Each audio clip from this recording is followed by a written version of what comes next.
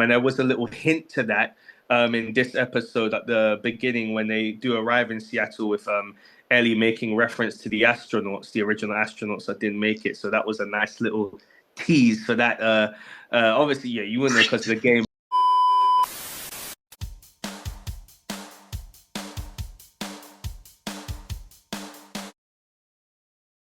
Hello, everyone. Welcome to No Drama, Just Movies, and we are back this week with another TV review. Hit that subscribe button to stay tuned for the content we produce each and every week in the world of TV and movies. My name is Cameron. I actually thought he was gonna cook something nice, Kelly Smith, and I'm joined by my esteemed colleague here. I'm Phil, happy, proud, Rainbow Town, Corwin. Oh, that's right. If you haven't guessed it by now, we are here to review none other than episode 4 of season 2 of The Last of Us on HBO. I mean, let's go right into it. And I'm going to start with you. What did you think of this episode? Me? You! I really like mainly the dynamic of Ellie and Dina together. I think they just fit, and I love the chemistry between the two actors. I don't know what to say now. But yes, we also had the introduction of good old Isaac, whom I didn't know. When you mentioned him the last time that Jeffrey Wright makes his entrance as Isaac, I was like, "Am I supposed to do we know him from first season or something?" But yeah, he's here. Yeah, and it's a good start. Yeah, like I agree. Like I enjoyed this episode.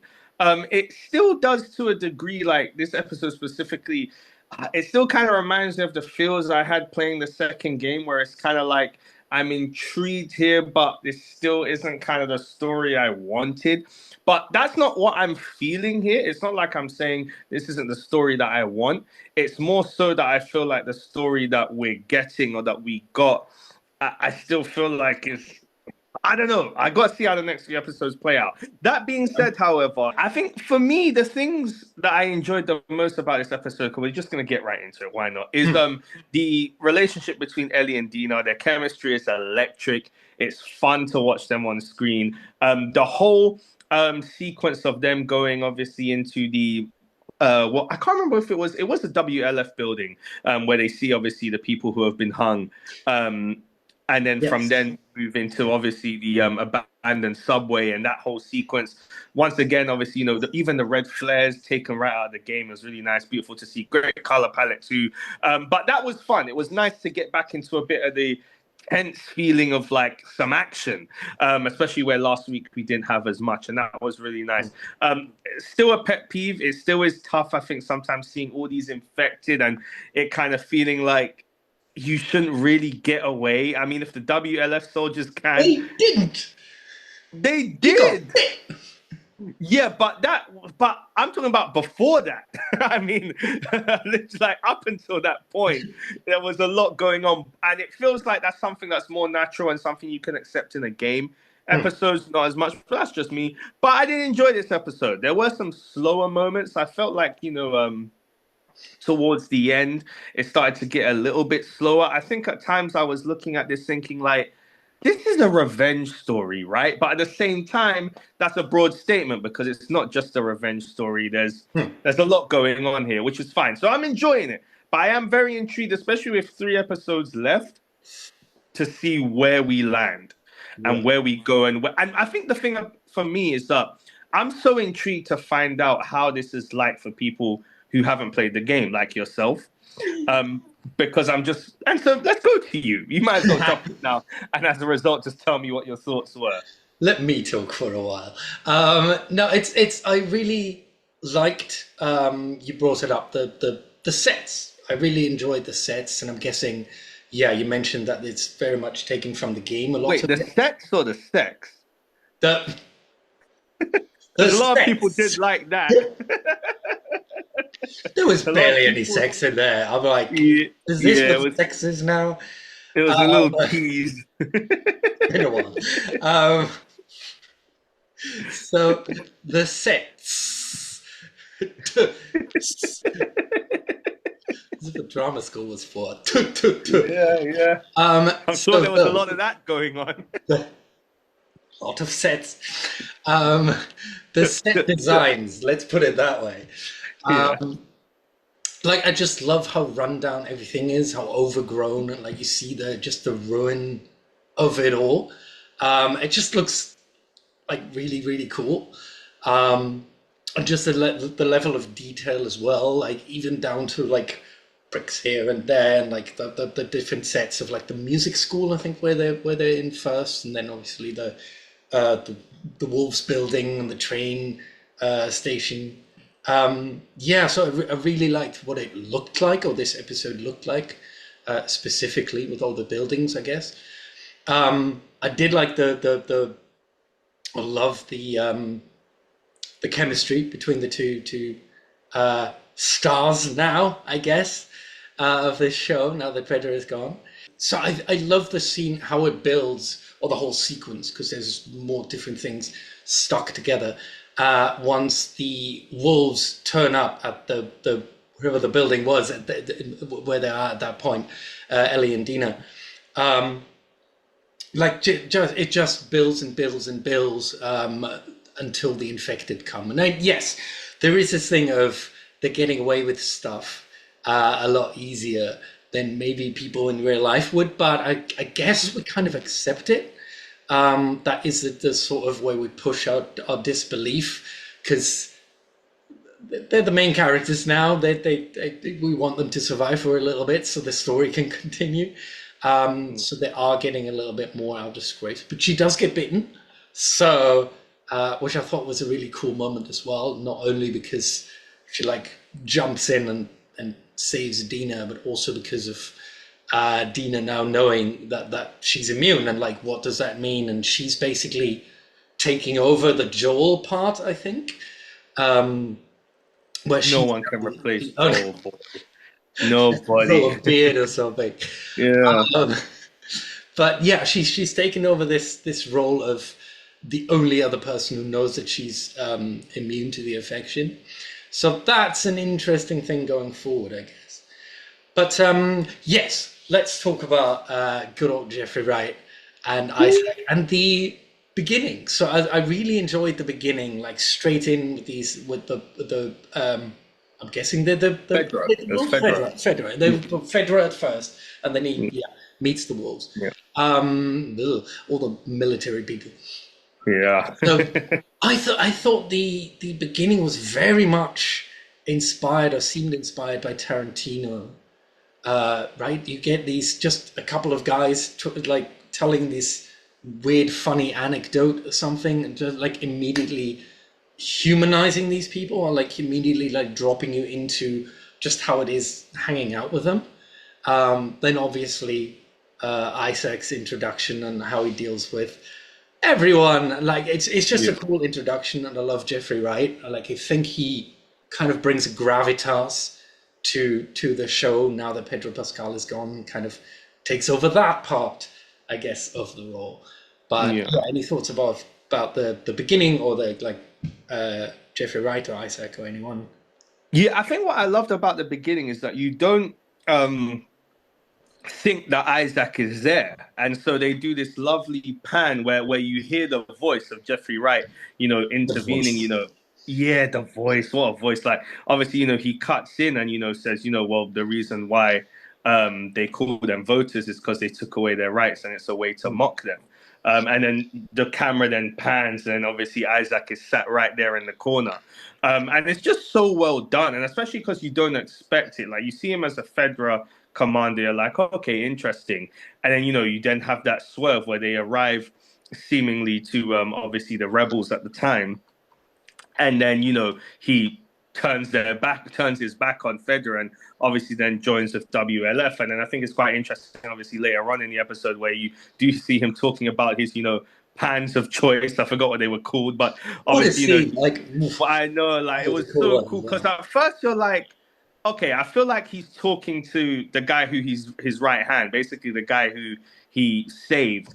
or Oh, allowed to live. At yeah. first, I thought he was talking to him, but then you realize no, he's actually talking to was it Seraphite or Seraphite? I can't remember what how you pronounce it.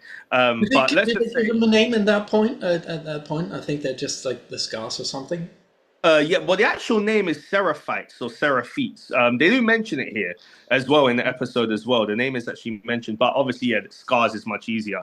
But he's torturing one of the Scars, and I love that interaction, especially when they're going. What's interesting is like they're going back and forth between no, you broke the truce, no, you broke the truce, no, you struck first, no, you struck first. You use guns, you use kids. No, you use guns, you use kids. And like it was such a great moment because it's like this is just war 101. And but two sides feeling like one is in the right, the other's in the wrong. They can't even, I think, even remember truly how this started or how it's going on. But I also found it interesting, with the resilience with the guy who's being tortured because he has such unwavering faith, and it just reminds you of like real world events, people who are so deeply in tune with their faith. He's willing to die and he won't give away where they're going to strike next. And Isaac is even criticizing, saying well, if this person if you really felt this person was going to save you, they would have been like, they would have saved you already. And that wasn't actually how the person was like. And it's so cool. I think those are so good, cool scenes. Like in the game, I really didn't care too much for anything Fedra or Wolves or Scars, if I'm being honest with you, that much at all, Yeah. besides the tense action fight sequences. But I'm intrigued to see if in this season they'll make you care more about them, or at least make me care more about them. I know a I lot of think people was already I kind at least kind of care a little bit more about them simply by knowing a couple of them. Like I know the Isaac now, and I know where he's coming from. And that he like a little bit like how he sees the world and how he sees the people they took. Yeah, that happened. Was that one of your pans, boy? What did he use it on my? No, but yes. So I kind of care about some of them. So I'm intrigued of like to find out more of who they are and like follow their story a little bit. I'm not sure how it was in the game. Like if you ever play as Isaac or something, or if you like No, never play. No. So yeah, I'm definitely more invested in their story at the moment. And I think one thing, I mean, final thing from me, which I know this is going to kind of sound like it's repetitive, but one thing that like I have realized specifically with The Last of Us, season 1 and season 2, is how identical sets, shots, like moments, how identical it is to the game. Everything from how it looks to the dialogue, and it did make me quite intrigued in terms of like even obviously certain characters who voiced. Obviously, Jeffrey Wright voiced Isaac in the game. Now, Yeah. obviously, playing Isaac live action, and I do wonder what that creative process is like when Craig Mazin and Neil Druckmann are sat down together, like how that works, like especially because Last of Us is such a cinematic style game, like how that creative process works. Like, did they just look at these scenes and go, "These work perfectly how they are. Let's just copy them over and make adjustments"? Or I'm so intrigued because it is so identical in so many ways. Last thing for me though, very last thing is that I am hoping that we get our Bill and Frank episode this season. What I mean by that is like an episode that is kind of like a complete adaptation, completely out of nowhere, and something that really surprises us and shocks us. I believe next week, I think, is the flashback episode between Joel and Ellie. I'm not. I might be wrong, but I think it's either next week or the week after. I Oh, think it's a flashback episode. Um, okay. so we get to see obviously Joel one last time, and there was a little hint to that in this episode at the beginning when they do arrive in Seattle with Ellie making reference to the astronauts, the original astronauts that didn't make it. So that was a nice little tease for that. Obviously, yeah, you wouldn't know because of the game, but yeah, but it is a little tease for If you the say episode. so. Yeah, for the episode coming up with Joel and Ellie. But yeah, any final thoughts before we give our review score? I do have to say, like, I'm always struggling with musical interludes. You know what I'm talking about. Yeah, yeah. Um, I think the rendition of "Take on Me" was really well done. Mm, Bella Ramsey has a nice voice, and she did it. They did it quite well. mm, Only problem I always, because it took up quite a bit of time as well. And my first thought is always, oh, is there an album coming out or something like that? And they want to promote, or do they want to promote mm. that this actor or actress has a musical career as well? I get that some shows have done it before, like if there is a band or something that's needs a bit of promotion, they invite them in. Like Buffy did it back in the day. They had a club or something, and when the scenes were set in the club, they had like a band or something in there, and it was a real band. It just did a little song in the background. Here it feels different because it's like the main character. It's not like something happening in the background. It's just the main character sitting down with a guitar and playing us almost a full song while another character listens. So it felt a bit weird. Um, how did you feel about that one? Yeah, I mean, yeah, I know what you mean. It was a bit boring. I think I like wouldn't the call or at it least I boring. well, I found it a bit boring. I think Really? like it is taken out the game. There are loads of moments where in the game it was kind of like used as a mini game where multiple moments, you can pick up the guitar and Hmm. play a tune, but it's like obviously much more interactive. And that shot is taken out of the game as well. But the whole aim is that it's kind of like a throwback to obviously Joel teaching her how to play the guitar. And I did like, her saying that at the end that, it's one of the things Joel taught me and he taught me very well. I thought that was beautiful. However, the 2 minutes or whatever it was preceding that of her singing the song, yeah, I could have did without a little 30 seconds would have did me just fine. But yeah, it didn't really bother me that much. It was more so like, oh, okay, that's nice. But next time I can do with 30 seconds of it. Nice time, Yeah. guys. Keep it Yeah. short and sweet. Short and sweet. Just a little bit. Um, Just a little bit. I guess one more thing. I love the I guess the pregnancy reveal. That was a really lovely scene, like really funny scene as well. Like the Mm, reactions and how, especially Isabella Merced plays it. Like where she, pulls out one pregnancy test after the other, and she like her reaction when Ellie asks like, "Are you sure it's Jesse's?" Little things like that, and then obviously the way Bella Ramsey like delivers that line where we're all having a baby.